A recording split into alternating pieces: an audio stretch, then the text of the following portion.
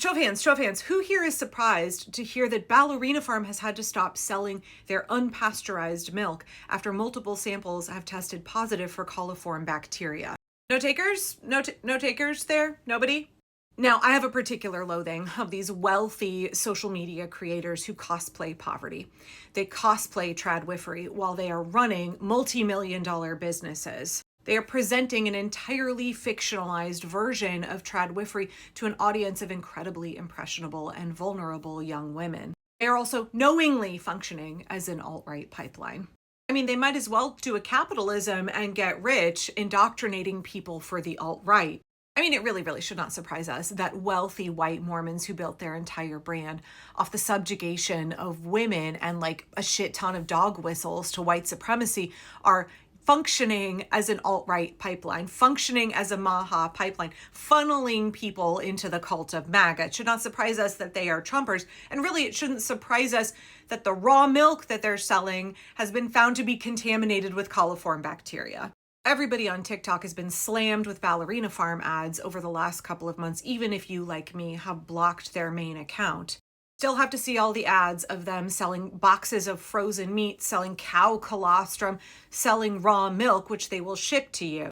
And Hannah's always there, fresh face, wearing a bunch of makeup, but looking like she's not wearing any, also looking tired and vaguely hungry. She's careful to dress on brand in her kind of prairie girl aesthetic or her farm wife aesthetic. Here you can see, again, of course, the whole look, the overalls and the plaid peasant blouse. Again, Hannah is not a tradwife. She runs a multi-million-dollar social media empire. And Hannah and her husband Daniel have been using their social media prowess to market all of these products from their farm. They've opened 2 brick and mortar stores in Utah, and then they sell a bunch of it to their loyal fan base, mostly, again, young, homeschool, conservative moms. But People magazine reported this week they've had to stop selling their unpasteurized milk after 2 samples in May and June of last year tested positive for coliform bacteria. That's the group of bacteria that contains pathogenic E. coli. That's the kind of contamination you get from cow poop in your milk. So the Utah Department of Agriculture and Food did this testing because the federal government ain't fucking doing it anymore under RFK. And they had these positive samples. They had to pull the raw milk off the shelves. And Hannah's husband, Daniel, said in a statement, "Producing raw milk takes careful planning from a facility and infrastructure standpoint. Unfortunately, we learned this after the fact, after you risked the safety and health of your loyal fans." As long as we're talking about Tradwife Influencer Ballerina Farm selling unpasteurized milk, raw milk contaminated with coliform bacteria, I want to talk a little bit more about raw milk in general and the MAHA pipeline, because this is a subculture that I know very well.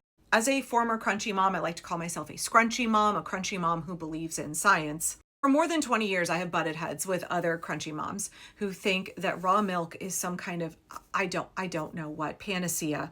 I mean, there's a lot of woo and cray-cray in crunchy spaces, a lot of anti-science rhetoric that is reinforced by the alt-right, right? It's also been repackaged and resold in recent years by MAHA and RFK. MAHA is a cult. MAHA is part of the MAGA cult. And cults all have their rituals and symbols, and raw milk is both for this group. It is a test of your loyalty. It's a purity test. Will you drink this milk that could potentially give you listeria, that could potentially give you pathogenic E. coli, that could fry your kidneys, that could kill you or your children? Having that gallon pickle jar full of raw milk in your fridge, that's a symbol. You're flagging to all the other moms who come over like, hey, I'm part of this cult. And I don't really understand how symbols and rituals get created for cults. They don't have to have a rhyme or reason to them. They don't have to have logic to them. But I guarantee you, if you see somebody promoting raw milk, drinking raw milk, posting photos of themselves drinking raw milk and feeding it to their children, selling raw milk, that person is either on an alt-right pipeline, they are fully in it, they are trying to indoctrinate you and suck you down an alt-right pipeline. Raw milk is a gateway drug to the cult of MAGA. And once you are there, consuming it publicly, lauding it, talking it up, despite all of the health risks, is the way that you demonstrate you are part of that in-group. It is the way that you demonstrate your loyalty to the cult. I do think of all of the different groups that feed into the cult of MAGA, MAHA is the one that probably pisses me off the most.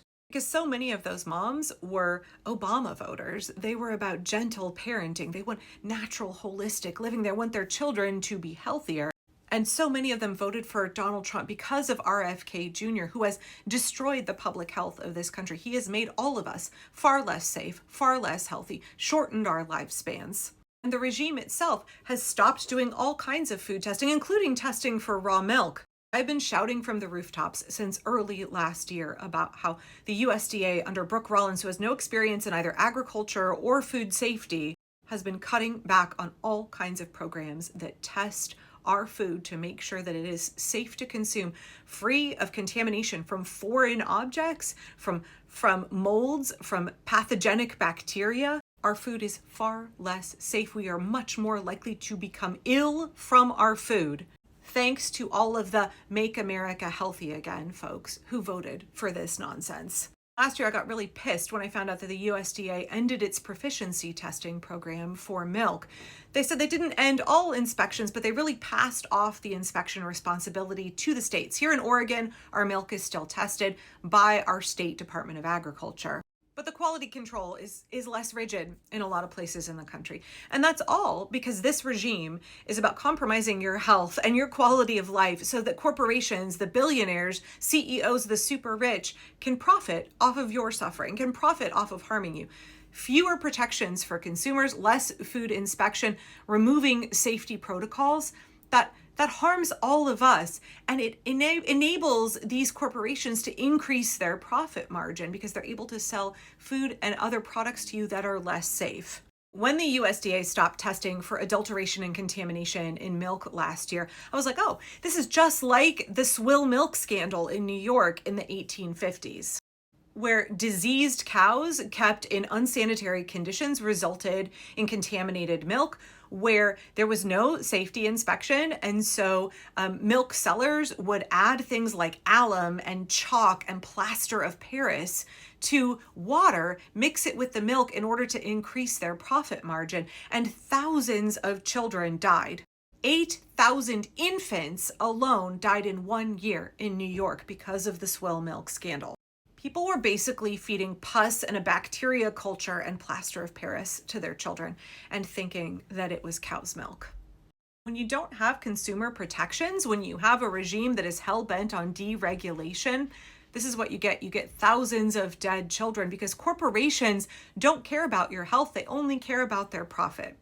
I look at the swill milk scandal and I think, like, that's what Donald Trump wants to take us back to. That's what Brooke Rollins of the USDA wants to take us back to. I honestly don't know how anybody who said they were MAHA in November 2024 can still stand by the regime. I don't understand it. How can you not see that we are far worse off? You wanted to make America better. You wanted to make it healthier. We are all less healthy and less safe. And not just because there's a lawless, violent paramilitary organization brutalizing Americans and violating our rights, but also because this regime only cares about the grift and the graft. They only care about corporate profit at the expense of our health and our well-being. We have less oversight, less quality control. Our food is far less safe. We have less access to health care. We are poorer, sicker, less healthy, less safe than we were in November 2024. And if you are somebody who supported Donald Trump, you voted for Donald Trump because you liked RFK Jr. and you believed the lies that he was telling you, if you are somebody who considered yourself MAHA and you're looking at what's happening in this country right now and you're like, this is not where I thought that the regime was going to take us. This is not what I wanted for America. It's not too late to say, I don't want to do this anymore. I don't want to support this anymore. This has to stop.